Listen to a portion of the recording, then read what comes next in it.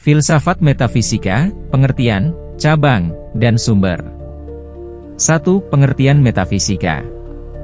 Metafisika adalah cabang filsafat yang mempelajari hakikat realitas, keberadaan, dan esensi dari segala sesuatu. Metafisika berusaha menjawab pertanyaan mendasar seperti: apa yang ada di balik realitas fisik? Apakah keberadaan bersifat tetap atau berubah? Apakah ada sesuatu yang melampaui dunia material? Istilah metafisika berasal dari bahasa Yunani meta, di luar atau setelah, dan fisika, yang awalnya merujuk pada karya Aristoteles yang membahas hal-hal yang berada di luar kajian fisika. 2. Cabang-cabang metafisika. Metafisika terbagi menjadi beberapa cabang utama. A. Ontologi, ilmu tentang keberadaan. Mengkaji apa yang ada dan bagaimana sesuatu itu ada. Mempertanyakan konsep keberadaan, being, substansi, dan esensi. Contoh, apakah realitas itu bersifat material atau imaterial? B. Kosmologi, kajian tentang alam semesta. Mempelajari asal-usul, struktur, dan hukum yang mengatur alam semesta. Membahas konsep ruang, waktu, sebab akibat, dan infinitas. Contoh, apakah alam semesta memiliki awal atau bersifat abadi? C. Teologi filosofis, kajian tentang Tuhan. Menganalisis keberadaan Tuhan secara rasional. Menyelidiki sifat Tuhan, hubungannya dengan dunia, dan argumen-argumen tentang eksistensinya. Contoh, apakah Tuhan ada? Jika ada, bagaimana sifatnya? D. Metafisika mental dan kesadaran. Membahas hakikat pikiran, jiwa, dan kesadaran. Mempertanyakan hubungan antara pikiran dan tubuh, dualisme versus materialisme. Contoh, apakah manusia memiliki kehendak bebas, atau segala sesuatu sudah ditentukan? E. Metafisika modalitas. Mempelajari konsep kemungkinan, keharusan, dan keberadaan alternatif. Membahas apakah sesuatu bisa ada dalam kemungkinan lain dari kenyataan saat ini. Contoh, apakah ada dunia alternatif yang berbeda dari dunia kita? 3. Sumber-sumber metafisika. Metafisika sebagai disiplin filsafat memiliki beberapa sumber utama yang mendukung perkembangan pemikirannya. A. Rasionalisme. Berbasis pada akal dan logika untuk memahami realitas. Tokoh utama, Plato, Descartes, Leibniz. Contoh, argumen bahwa keberadaan Tuhan bisa dibuktikan melalui logika murni. B. Empirisme. Mengandalkan pengalaman dan pengamatan indrawi sebagai dasar pengetahuan. Tokoh utama, Aristoteles, Locke, Hume. Contoh, konsep ruang dan waktu dipahami melalui pengalaman manusia. C. Mistisisme dan intuisi. Berbasis pengalaman spiritual dan intuisi pribadi. Tokoh utama, Plotinus, Meister Eckhart, Rumi. Contoh, konsep bahwa realitas tertinggi hanya bisa dipahami melalui pengalaman batinnya. D. Tradisi keagamaan. Agama memberikan wawasan metafisik tentang keberadaan Tuhan, jiwa, dan kehidupan setelah mati. Contoh, konsep penciptaan dalam Islam, Kristen, dan Hindu. E. Ilmu pengetahuan dan fisika modern. Fisika kuantum dan teori relativitas membuka diskusi baru tentang realitas dan ruang waktu. Contoh, teori banyak dunia, multiverse, sebagai spekulasi metafisik. 4. Relevansi metafisika dalam kehidupan. Metafisika tidak hanya bersifat spekulatif, tetapi juga memengaruhi cara kita memahami realitas dan kehidupan, misalnya. Dalam etika, apa dasar keberadaan nilai moral? Dalam sains, apakah ada realitas di luar yang bisa kita amati? Dalam kepercayaan, apakah ada kehidupan setelah kematian?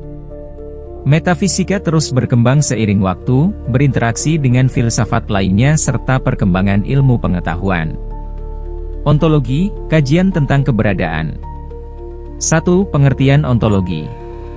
Ontologi adalah cabang metafisika yang membahas tentang hakikat keberadaan, being, realitas, dan apa yang benar-benar ada. Ontologi mencoba menjawab pertanyaan mendasar seperti: Apa yang benar-benar ada di dunia ini? Apa perbedaan antara eksistensi, eksistensi, dan esensi, esensi? Apakah segala sesuatu yang kita persepsi benar-benar ada, atau hanya ilusi? Dua konsep utama dalam ontologi. Beberapa konsep utama dalam ontologi meliputi eksistensi versus esensi. Eksistensi, eksistensi, adalah fakta bahwa sesuatu itu ada. Esensi, esensi, adalah sifat dasar yang membuat sesuatu menjadi apa adanya. Contoh, sebuah kursi bisa dibuat dari kayu atau plastik, tetapi esensinya sebagai kursi tetap ada karena fungsinya tidak berubah. B. Realisme versus nominalisme. Realisme, konsep abstrak seperti keadilan atau kebaikan, itu benar-benar ada. Nominalisme, konsep-konsep itu hanyalah nama yang kita berikan untuk pola dalam realitas, tetapi tidak benar-benar ada secara mandiri. C. Monisme versus dualisme versus pluralisme. Monisme, hanya ada satu jenis realitas fundamental. Contoh, materialisme, segala sesuatu bersifat fisik. Dualisme, ada dua jenis realitas yang berbeda, misalnya materi dan roh. Contoh, Descartes membedakan antara substansi mental, pikiran, dan substansi fisik, tubuh. Pluralisme, ada lebih dari dua jenis realitas fundamental. Contoh, sistem filsafat Leibniz yang mengusulkan adanya monad sebagai elemen dasar realitas. D. Substansi dan atribut. Substansi, entitas yang berdiri sendiri dan memiliki keberadaan independen. Atribut, sifat atau karakteristik yang melekat pada substansi. Contoh, sebuah pohon, substansi, memiliki warna hijau, tinggi tertentu, dan bentuk, atribut. E. Keberadaan dan ketidakberadaan. Apa yang menyebabkan sesuatu ada atau tidak ada? Apakah ada sesuatu yang bisa muncul dari ketiadaan? 3. Tokoh-tokoh penting dalam ontologi. A. Parmenides, 515–450 SM. Mengatakan bahwa perubahan itu ilusi dan realitas sejati itu statis. Yang ada, selalu ada dan tidak mungkin menjadi tidak ada. B. Plato, 427–347 SM. Mengusulkan teori dunia ide, Theory of Forms. Dunia fisik hanyalah bayangan dari dunia ide yang lebih nyata dan abadi. C. Aristoteles, 384–322 SM. Mengembangkan konsep substansi dan esensi. Menganggap bahwa realitas terdiri dari bentuk, form, dan materi, matter. D. René Descartes, 15961–1650. Mengusulkan dualisme. Cogito, ergo sum, aku berpikir, maka aku ada. E. Martin Heidegger, 1889–1976. Mengajukan konsep Dasein, yaitu cara manusia mengalami keberadaan secara sadar. Mempertanyakan makna dari ada itu sendiri. 4. Relevansi ontologi dalam kehidupan sehari-hari. Ontologi bukan hanya teori abstrak, tetapi juga memengaruhi cara kita memahami realitas. Dalam sains, bagaimana kita menentukan apakah sesuatu itu benar-benar ada? Dalam agama, apakah Tuhan itu ada sebagai entitas nyata atau hanya konsep? Dalam teknologi, bagaimana kita mendefinisikan keberadaan dalam dunia digital atau kecerdasan buatan? Ontologi terus berkembang dan berinteraksi dengan disiplin ilmu lain, seperti fisika, psikologi, dan kecerdasan buatan.